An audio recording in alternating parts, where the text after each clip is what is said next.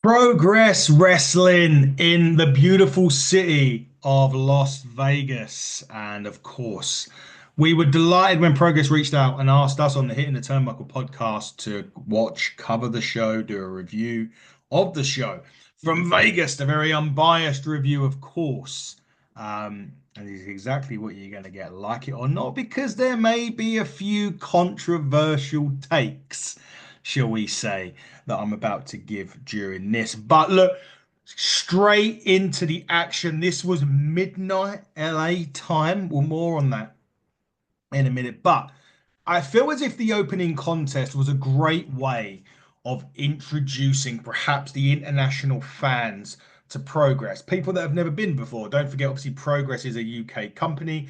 There's partner with Wrestle Tours, so there's a lot of fans that have gone out there with Wrestle Tours that perhaps would have gone to this show. But there's going to be a US, fan base that thinks Midnight Wrestling, let's go. And the opening contest was just a great way of introducing fans. And it was, of course, Boisterous Behaviour, Leon Slater, and Man Like Dries against Lykos Gym in a fun, hard hitting, fast paced style tag team match. And like I said, was a great introduction to the fans over in the States. There'll be some of them will be familiar with Leon Slater because of his escapades in TNA, teaming with the Hardy Boys. Some will also be very familiar with Man Like Dries. He recently appeared in TNA on Explosion, done a lot of stuff with GCW as well as has Leon Slater, and maybe familiar with them because I think this was like Dries' fourth match of the day. Um, and we'll talk about that in a bit more detail as well, because regards to that. But yeah, this was a fun, quick pace, hard hitting tag. I loved it. Lykos Jim. Do you know what? I know this may be a hot take, but are they some of is Lykos Gym maybe an underrated tag team in the UK? I don't know. I'll leave you guys to answer that question, but I really enjoyed this opening contest from Progress. I thought again, it was a great way of introducing the fans to Progress Wrestling. Really, some of the names that people be familiar with as well. Some great moves from these guys as well. I mean, boy, at Leon, we know what Leon can do. Those of you that watch TNA and watch my reviews on TNA, you can check his interview out that I done with Leon Slater in the special guest interviews below in the playlist. Just a great team. I do feel that us in the UK, as fans in the UK, we may need to get as much of Dries and Slater as we can. I feel as if the next 12 to 18 months, perhaps they may be exclusively in America, perhaps. And I don't mean that disrespectfully to TNA either with Leon, but I feel as if sooner or later we're gonna lose them two for good. Not for good, but for a good time, for a good while. So we need to make the most of these two when they're in action. And they did. It was a close contested match. I will say that. Very fun, very enjoyable. Boisterous Behavior did indeed pick up the victory in this match. But yeah, I feel as if we need to make the most of those two guys, and maybe like us, Jim. Who knows? I mean, listen, there is there is definitely spaces in the wrestling world for Lykos Jim for for a pure tag team that of which even and there's very rarely um, do tag teams put together two guys that actually could go on and have retrospectively great single careers as well. So, there is definitely a space in the market for that. I do feel like the men's space especially over there in the States, is very congested. So, but man like Dries has a natural charisma. He has that something different that perhaps not a lot of wrestling companies do have. Leon Slater has that excitement, thrill ride factor about him. He's already massively over in TNA. but it is a congested market. You know, we know they done some, no, WWE done some tryouts recently, and I think Doris was there. I think he impressed from what we've been told. But congested market, but you need the little bit of uniqueness about you. Doris has got that. Leon's got that. Lykos Gym has it as a tag team, and a great, as I said, a great opening contest for Progress Wrestling. Now we move on to match number 2, and this was a WXW Championship match at Progress Wrestling. This is going to be one called Manders defending against WWE ID standout Marcus Mathers, and of course, Tateness is greatness. Tateness at 20 to 1 in the morning. What I liked about this, though, and I do say this, like, obviously Tate being as smug as anything those times.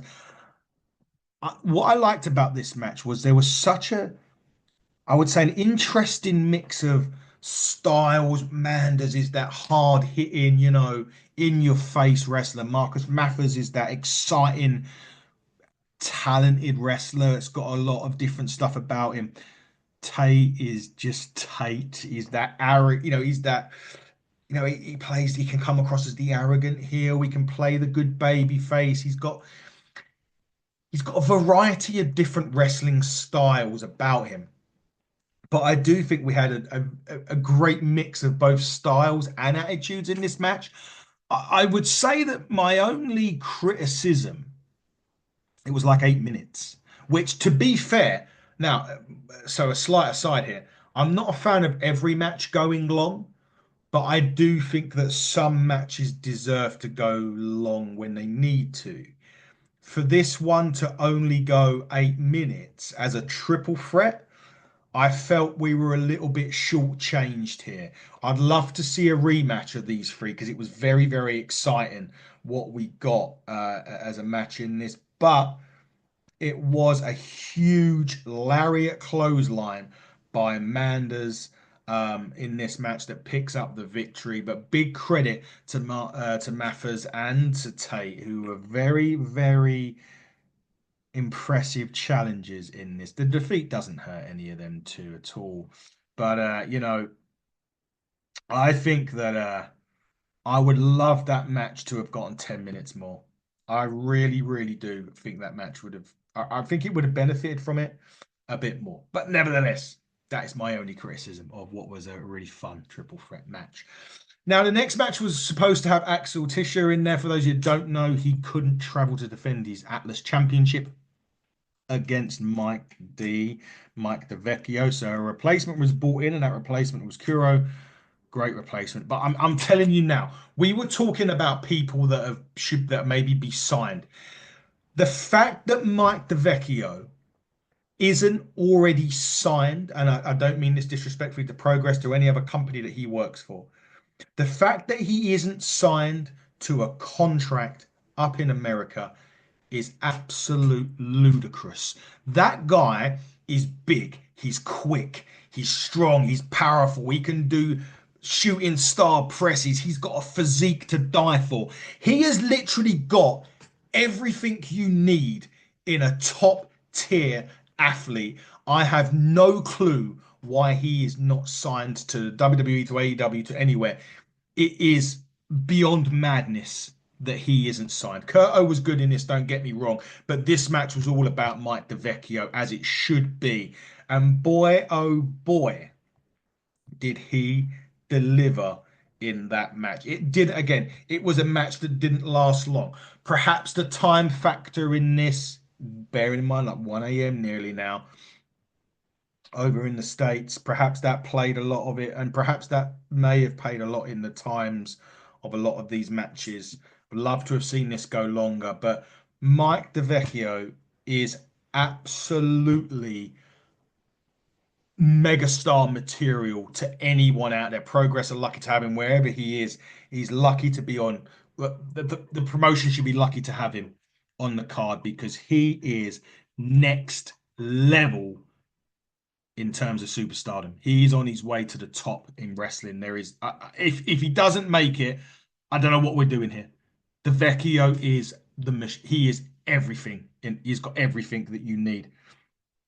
I don't know whether it's a promo thing. I've not really seen him cut many promos. I'll be honest with you on that side. I know he won gut check for TNA, um, but I don't know I don't know if if he's actually signed for TNA or not. Um, he's incredible, and this match was great. It was a fun sprint. This one really fun sprint, enjoyable. Again, wish it could have gone longer. But it was all about Mike DeVecchio, as it should be. And that guy is, I've literally just spent 5 minutes telling you how good that guy is. Brilliant. Absolutely brilliant. And hopefully, again, we see him again in progress. I'm sure that we will, but he should be signed. He should be signed already. Simple as that. Speaking of people that should be signed, we're going to go to a triple threat women's match for the Progress Women's Championship. And Nina Samuels, the Nina Samuels show, she brings it to Progress every time. She brung it to Las Vegas right now. She was defending against former champion Rhio. She was the one that knocked Rio's massive reign as champion come to an end thanks to Nina Samuels. And also Vert Vixen, and her and Rhio have had a few issues as well in the past. I mean, this Nina Samuels, you're talking about a champion that has to find a way of winning, right? That's what a champion is all about. And I tell you what, um, it's been something. Um, it really has been something. But just a quick one back on Rhio and Vert Vixen. Rio's been taking some shots at Vixen on podcasts as well. And hey, look, Rhio, look, Rhio, just before we start, right? I'm getting absolutely inundated with people wanting you to come on my show. Can we make it happen? Anyway, it was quite interesting. Like, with all of the sort of stuff with Rhio and Vert, see, it was quite quiet leading into the match as well. It wasn't all, it felt as if it felt as if the build-up was more about Rhio and Vixen than about Nina, and Nina will not like that. She won't. It's Nina Samuels, for Christ's sake. Um, but I tell you what, though, if there's anyone that should reside in Las Vegas, it's Nina Samuels because she is. They loved the hat. I mean, they did. They loved the hat. Um, but this match, when it got going, and again, we talk about a lot of these matches in progress were what we call fast sprints, right? They didn't go too long. Um, again, potentially a criticism here. This match should have gone longer because you do have to get in a lot of stuff in the time. I mean, I think I wrote down. Sorry, I'm just looking at my notes here. I wrote down a roughly 11 minutes, maybe just shy of 12 minutes for this match. And if you think you got three women in it, that's like 4 minutes of them, on top, if that makes sense. Um, but really, Verta Vixen cost Rhio the women's championship here. And Nina Samuels did indeed retain the gold. She pinned Vixen in the match, and Nina Samuels will carry on as Progress Wrestling champion, women's champion. But the bad blood between Rhio and Vixen spills over into the post-match, and Rhio was attacking her big time.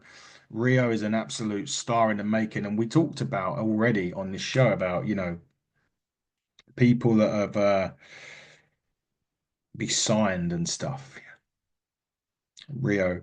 I mean, Nina, we know is NXT UK. She could walk into any promotion tomorrow, to be honest with you.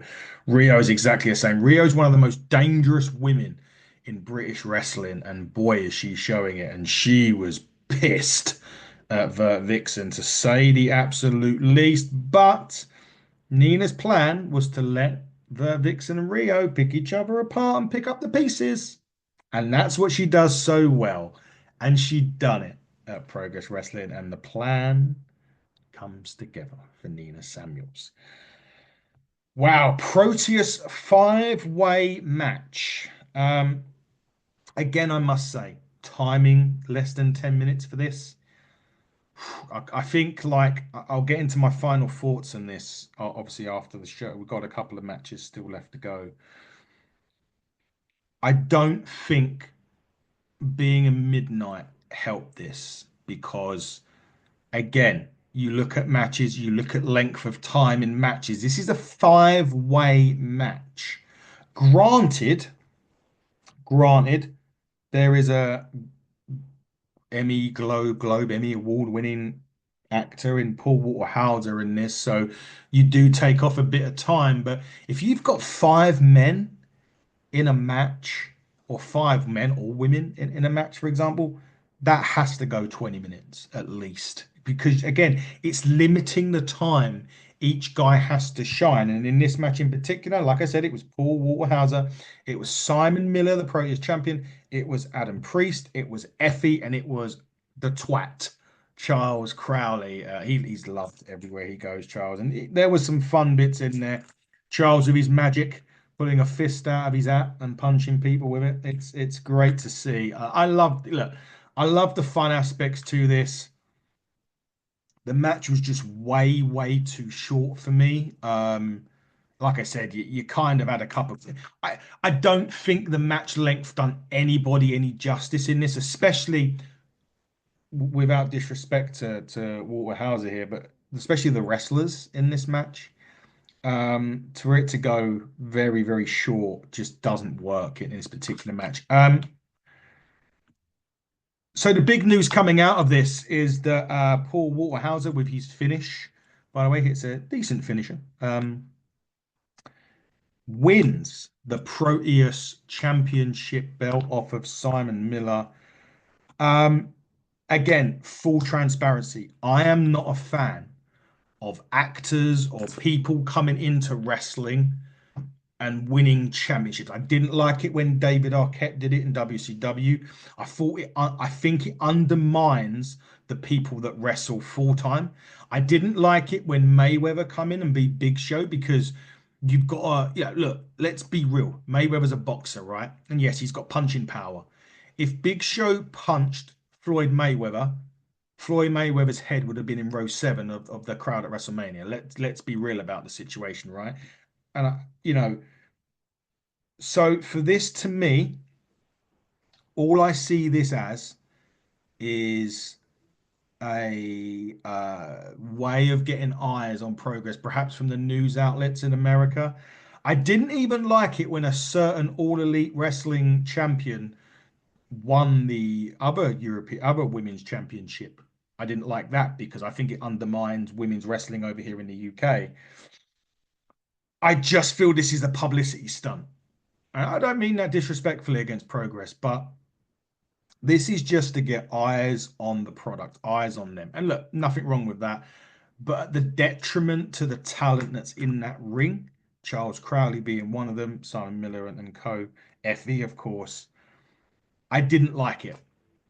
I'm not a fan of it. That may be me being very old school, and I will hold my hands up to that. I am very old school. But I'm a bit of a believer of bringing some realism into what you're seeing and into it. Like, look, wrestling hurt. People will say it's fake and it don't. It fucking hurts. I'll tell you that it hurts. I've done it enough to know that it hurts. Everything hurts in that ring. But when you bring somebody in with limited to no, even like a Logan Paul, right? And Logan Paul can wrestle, right? Let's be honest, Logan Paul is very good. But when you have an element of realism into this, Simon Miller would kill Paul Waterhouse. Crowley would, EFFY would, Breeze, they all would, right? And as much as I can understand the publicity behind them doing it, and it will probably get big coverage over there in the States. I mean, I didn't even know who Paul Walthauser was. I'm not a film guy. So again, full disclosure, I don't watch films.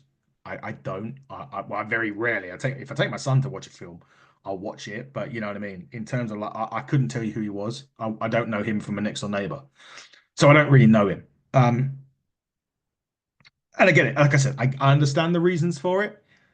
I just don't agree with it. I'm not a fan of it, and I feel as if it's a publicity thing. That's all I'm going to say on it. When's he going to defend it next? I mean, that's the other thing. I mean, is he going to come over here for one of the other chapters that Progress are doing? They've got their 100th show at the iconic Electric Ballroom coming up in August. Is that when he's going to defend it next? What's going to happen here? And that's the other thing. And it's also detrimental for me. It's detrimental to the people that put their bodies on the line every time they step in that ring, week in and week out. For someone to come in with little or no experience and win the championship, for me, just makes a mockery of wrestling. And I'm sorry, Progress. Like I don't mean to rant on this, but it's something I feel very strongly about, and I don't like it. It's as simple as that. Anyway, rant over at least for now. Um, so I mean, the next match was Minoru Suzuki against Cara Noir. Iconic entrances both sides. Minoru Suzuki, an absolute legend in this sport. Cara Noir, I would say, not been long been back from injury. This was a near 15-minute battle. I mean, there was one move in this when Suzuki drills Noir on his head. It looked this. Oh, it looked. I think I tweeted Progress like this is gruesome. He landed at the point of his head. It was a hard hitting affair. That is what I will say. And yeah, that is an incredible. That was an incredible moment in the match. Really, really, I really enjoyed for the most part of this. I really did. Cara Noir. I'll touch on him in a minute, and it was a unique personal and stylistic clash here between these two as well. Obviously, Cara Noir, good strong style. There's obviously Japanese strong style with Suzuki. They hit hard, and they really did hit hard in this. I actually enjoyed the match. Um, I mean, there was a stiff ass forearm in it from. I mean, so when Suzuki hits you, Jesus Christ, does he hit you? Not many could withstand it. We've obviously seen Suzuki a lot over the last few years, and boy, can he go, and boy, does he hit. So this was a perfect match, really, for Cara Noir. Suzuki picks up the victory with I think the Gotch style power driver in this. Like I said, this match got decent time. I thought the timing on this match was perfect. I thought it got the time it should have been given. Um, Here's my hot take, and I know a lot of Brit Rests are going to hate me when I say this, but I don't see the hype in Cara Noir at all. He's got a unique entrance, and he's got face paint. If you take that away from him, I don't see what he has that any other British wrestler doesn't have. And I'm sure there's going to be a lot of hate for that comment. And I'm sorry. And again, this is just my opinion, guys. Look, I'm entitled to it as much as you're entitled to yours. And I respect the fact if you think he's great, brilliant. And that's, fantastic. And you're more than entitled to think that. As much as I'm more entitled to think I don't see anything special in the guy. I'm sorry. I don't. I really don't. And but again, full disclosure, I didn't see him before his injury. So the first time I saw him was another show after he come back. So again, it could just be that I haven't seen enough of him to. My opinion is based on what I've seen of him. So I can't really, maybe I shouldn't even comment on my beliefs on him, but I don't see the hype in Coronel. And I kind of help out a promotion whose promoter loves him, thinks he's great. So, there we go. What do I know, right? What do I know? But it's just my opinion, guys. And yeah, I really don't see the belief. But a good victory for Minoru Suzuki in this, in a very hard hitting affair. Which brings us to the Progress main event for the championship. Champion Luke Jacobs, challenger Michael Oku, who's returned to Progress recently. He, of course, was with Amira in this match. Michael Oku, I think, made his return to Progress at Unboxing back end of the year to a tremendous pop, by the way. Just shy of 20 minutes, and these two showcased. If you wanted a match to showcase Brit Rest, that's the one. They were brilliant. Luke Jacobs is one of the hardest hitting wrestlers in Brit Rest, maybe in wrestling. I don't know. One of the hardest hitting wrestlers in Brit Rest. Oku, well, I think everyone knows about him. He's been here, there, and everywhere. He was on Ring of Honor, I think. But again, somebody else that's had about 3 or 4 matches in that day as well. But they were, I mean, I Luke Jacobs is absolutely in, intense as anything when that bell goes. He's got like it's everything from the walk to the ring. Like he has got everything. If you were in the ring, you saw him walking to you, you would be like, "Oh shit, this guy is gonna kill me." That's what the aura that Luke Jacobs has. He is so intense. He hits hard. Oku's got a more of a different style to that, and it complements it so well when they're in the ring.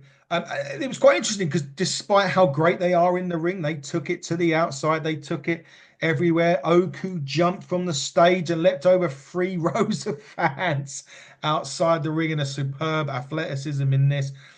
But Jacobs just is something else. And they were both so hard hitting. They really, really was. They are going at it. It was a tremendous show. Did Jacobs tap from the half crab? I don't know. We'll have to see. But nevertheless, after all of that, and it took 3 massive lariats from Luke Jacobs after such a hard hitting affair. Tremendous main event from Progress. Tremendous from those two talents. And again, two talents that we're probably going to have to make the most of while they're around the Brit Rest scene. Yeah, brilliant. I loved it. I thought that match was perfect. Timing just shy of 20. Love that. That's pretty, we've seen Oku and Jacobs do 40s and 60s, in Brit Rest. So that, I thought the timing was great. Brilliant main event for Progress on that one. That was thoroughly enjoyable. And congratulations, of course, to the champions all retaining and the new champion, despite my feelings on that. Look, to sum it up, I think the biggest takes I can take away from this, and again, controversial maybe, sometimes home is where the heart is. I just feel that if that is at the Electric Ballroom, the show's just hit differently there. I don't know if it was a time thing over there, because obviously this was at midnight over in Vegas. I don't know. Listen, Vegas at midnight is people just getting up and having their cornflakes, right? So midnight in Vegas probably is early. Probably is like our 8 p.m., 7, 8 o'clock, right? Probably our dinner time over here in the UK. So I just think, and I know there was tickets weren't great. I know that. I saw that. And it was evident when you were there watching it. I just think the venue wasn't right. It would have been, as I said, if you had the rabid fans at the ballroom that you have, because they are so great. They make a lot of times out of 10, right? And this isn't a hit of the action, but when you've got a rabid fan base there of your regulars that normally go to a show, they can make that show 50, sometimes 50 times better. And that's not to say the show isn't great. It's just they can just add that extra element to it. So for me, I just think that probably didn't need to go over to Vegas. The time maybe was an issue. The wrestlers wrestling 3 or 4 times in a day coming to this show, and that's probably their last show of the night. They're probably tired and aching. They put the wrestlers in question. I'm not going. They put on a great show. Some of the matches were too short for me. Should have gone longer. And I tell you what I did like, and I feel like I'm shitting on this, and I'm not. What I did like about this progress, and it's different from the progresses I've been to, was that there was variety to it. It wasn't just strong style. And I know progress is strong style wrestling, and I can only have as much strong style wrestling. I can't watch it every single match, which is one of the reasons why, in full disclosure, I haven't been going a lot to Progress. I just don't. I don't like strong style every single match, and I just feel like that's how it is. This match had a lot of variety on it. The problem was it wasn't long enough for me to enjoy it. The matches just weren't. Some of the matches that should have been longer weren't, and that's one of the issues. But all in all, look, all in all, Progress put on a decent show. The start of the show was great. The end of the show was brilliant. You had some good bits in between. Yes, there's a controversial bit with the Proteus Championship, and my feelings on that won't change. There's just, I just think going forward, you shouldn't take the show away from that audience that you've got at Camden, because that is just next level stuff. That's just my opinion. Yes, and I agree. Wrestling does have to branch out, and full respect for Progress doing it, because going across the pond will get new eyes on it. I'm sure the Proteus champion will bring some eyes onto the product as well. But I think perhaps having a Progress chapter, I mean, this was, chapter 179. I don't think having perhaps a chapter show would work. Maybe like a cross brand of a GCW or something along those lines would work, because you have a bit more of, fat people will know some of the wrestlers a bit more. Again, not a disrespect to any of the wrestlers that put it out there, but they will be more accustomed to that, if that makes sense. Probably having it at midnight Vegas time. Like I said, I know they're just waking up over there at midnight, but maybe that played a factor in it as well. Maybe in general, and this is an interesting question, and maybe an interesting point to leave it on. Is there just too much wrestling on the weekend of WrestleMania, or WrestleMania week, shall we say? I obviously stayed up to watch TNA, and then I watched Unbreakable, then I watched Progress, and I'm tired. I'm tired just watching it. And it just makes me think, because we see it a lot over here when AEW and WWE come to town in the UK. Every promotion will try and run a show. It's like they're going to capitalize on it. And it's not a bad thing, I suppose, over here, because we don't see it every week. But I just feel that there is too many shows going on over WrestleMania weekend. That including ticket prices, not for this show, but ticket prices for like WrestleManias and things like that, are ridiculous. And I felt as if everyone's felt it on this one. On top of that, so maybe a rethink about what you do. But like I said, decent show. Some timing problem, some time length of matches weren't quite right. Don't want to talk about the Proteus title, but the other title matches on here, and Boisterous Behaviour and Lykos Gym, were great. But all in all, guys, don't let that stop you, because the next show over the May bank holiday weekend is Super Strong Style, May 4th and 5th, back at the home of Progress Wrestling, the Electric Ballroom in Manchester. There is then also, and that's obviously chapter 180. There is chapter 181, which is Far From Ordinary People, up in Manchester in June on the 29th. On the 27th of July is chapter 182, which is Stay Humble. I love the people that bring them, think of the names for this. And then, of course, the 25th of August, the weekend of Forbidden Door, there is chapter 183, 100 volts, 100 shows at the Electric Ballroom in Camden. Go to progresswrestling.com/tickets to be there. Make sure you go to those shows back in Camden. But this has been the Progress Wrestling review for the Las Vegas show. Until next time, everybody, buckle down, stay safe, and goodbye.